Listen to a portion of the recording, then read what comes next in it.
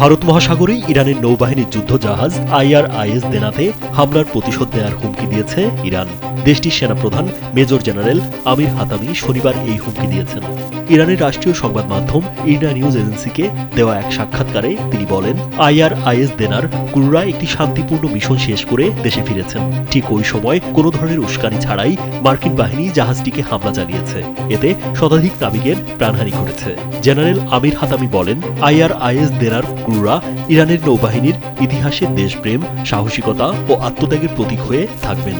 মার্কিন বাহিনীর এই হামলার উপযুক্ত জবাব দেয়া হবে। দেশের সমুদ্র সীমা সুরক্ষা এবং নৌবাহিনীর সক্ষমতা বাড়াতে ইরানের প্রতিরক্ষা বাহিনী সর্বোচ্চ ত্যাগ স্বীকারে প্রস্তুত রয়েছে বলেও উল্লেখ করেন তিনি। জীবন অবাক না করলে কে করবে? 28% মিল্ক ফ্যাটের অবাক করার সাথে ফ্রেশ মিল্ক পাউডার। জীবন অবাক করুক প্রতিদিন।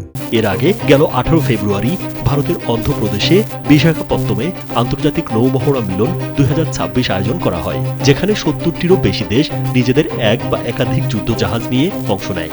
অংশগ্রহণকারী দেশগুলোর মধ্যে ইরানও ছিল এবং তারা তাদের যুদ্ধ জাহাজ IRIS দেনা নিয়ে এই মহড়ায় যোগ দেয়। মহড়া শেষে দেশে ফেরার পথে শ্রীলঙ্কার উপকূলের কাছে মার্কিন বাহিনী ইরানি জাহাজে অতর্কিত হামলা চালায়।